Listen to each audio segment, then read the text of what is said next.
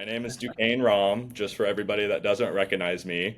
And then I am here with my uncle, and I will let you introduce yourself with your actual name and not what I call you. My name is Robert Rahm, although a lot of my family will still call me by my middle name, Chris. Duquesne has a different name for me. Yeah, Uh, I I'm, struggled with talking as a kid, so we had to make up names for me to call my aunts and uncles. I actually have always liked it because it it created like a unique connection between us. I always felt like. I would agree. I don't know if we've told you this, but Kelly's or my nephew now calls me Uncle Kane because he can't say Yeah, Duquesne. So yeah, that's the first time I'd ever been called Kane. But yeah, he calls me Uncle Kane, and now our niece, who's younger, she also calls me Kane. So that's become my uncle name. yeah. Well, that same thing happened with you because you called me something different, and then most of my nephew nieces have to some degree done the same thing. They kind of adopted it. Yeah, it's stuck pretty hard, especially with our our Yeah, siblings and even the yeah, cousins. It did for a while. yeah. But yeah, no, I'm glad we could do this. My mom, Christina, got to take first dibs, but I'm happy I get to be part of. I'm upset Clayton got to do it before me, but that's okay. We'll give it to him. Um, but I wanted to start talking, and this is something we've talked about in some formats often when we just are like talking with people or talking with each other. But this aspect of community, and especially in today's society and world, where I think we had this conversation where we were talking about how like at home and work are almost the only two places people go nowadays, and we almost lost this idea of like a third community space or a third place to go throughout our weeks. And so this topic of like how do we find that space and create that space so that we do have a community aspect, and then tying in because we are a coffee, but like how coffee or coffee shops has kind of fills that void in some way, similar to how your store does, or churches or whatever it is. But I would be just interested.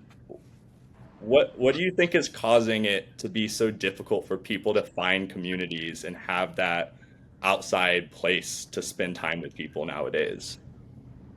Well, my understanding around that, or way how I look at it, is we're living in a time, for lots of people, anyways, of disconnection. So, like, we, the face to face time that used to be how we all interrelated as people, it's not, for lots of different reasons, we don't have as much of that time. Some of it's technology, but way bigger than that, I think, is that we could start moving around and finding like a new place other than like the place we grew up. And then our society's changed so much.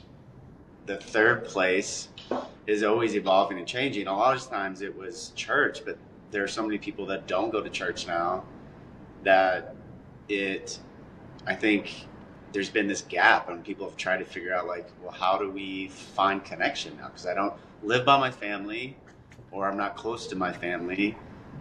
And like you said, I have work and I have home. They're usually different, sometimes the same. Yeah. And then it's like, well, how do you find this other place that is really about connection, not just like socializing? Sometimes, people will say that's the bar, and I think that could be for some people, but what's I've heard different people talk about is the biggest third space, which has to do with coffee, is McDonald's, which I find really fascinating because so many older people meet there and have coffee together. Yeah, I went to a Hardee's the other day. I was on a work trip, and that was the only fast food place. And there was probably 20 to 30 older people Yeah, gathering there, having coffee and breakfast together. And it was a Monday morning. I was driving home from the event, and I was shocked to see I know. it was just full, and they were just hanging out, having conversations and talking. But I would have never, I mean, I'm not usually going to a fast food place in the morning inside, and so that was shocking to see that that's where they were hanging out. Yeah, Yeah, I bet you could go, especially in like maybe not as much in cities, but probably in cities too. But definitely in like smaller towns. I bet you could go to any place like that in the morning and you would see that. Yeah, I mean that's even Papa does that with the gas Yeah, go to station, a gas station. Yeah. which I think is different. But it is, and so that was, I remember complaining when I stopped playing rugby. I remember going back to my discipler from college, which was church related, but I just remember going back and saying, like, you never told me how hard it was going to be to make friends and make community. And I was upset because rugby was my third space for so long. Yeah. And it's easy with a sport because you go out to the local sports team and you kind of just, if they're decent people, you kind of just join in and you have to do no work. And Yeah. so Bonding. basically, since I was in high school, I never had, or earlier, I mean, since elementary school, but when I was 27, 28, and stopped playing rugby, it was the first time in my life that I ever didn't have an easy way to form community and meet people because I wasn't playing a sport anymore. And it was shocking to me. Like, it was eye-opening to realize that that's a thing that you have to work at almost doing. Like, it doesn't come easy. You have to be intentional about it almost. Yeah, I think I had went through the same thing where I had this moment of like I think I was mad at Mimi, my mom. Yeah. Um, like why didn't you tell me this was gonna be this way? Nobody talks about it. It is like not a thing that people will talk about how hard work is and like how it's hard to find a house and it's, working your job is hard, but nobody really talks about finding friends and finding stuff outside of work is Yeah, also hard. And it's almost, I mean, work is very important, but it's almost just as important, if not as important, more important, because if you don't have anything outside of work and then just going home every day, there's almost no way to fill yourself up with like every day just having an out, like some way to pour out. yeah. No, I agree. It's like or also some way to receive. Yeah. Yeah. A lot of times like work is like outpour, Yeah. right? We're And like nothing's coming in. right. And home can be that way too, whether you're by yourself or have a family. I mean, it depends. But like, I mean, I have two kids, and like, it's a lot of output, Yeah. and I'm glad I do. But like, at times, it's like I want to receive, and it's not like I don't want to take from someone. I just want to have that give and receive that happens, and that's often my pull toward a space that has some kind of like what I would just say a space that has connection that Yeah. hopefully I can maybe have community, like at least the opportunity to.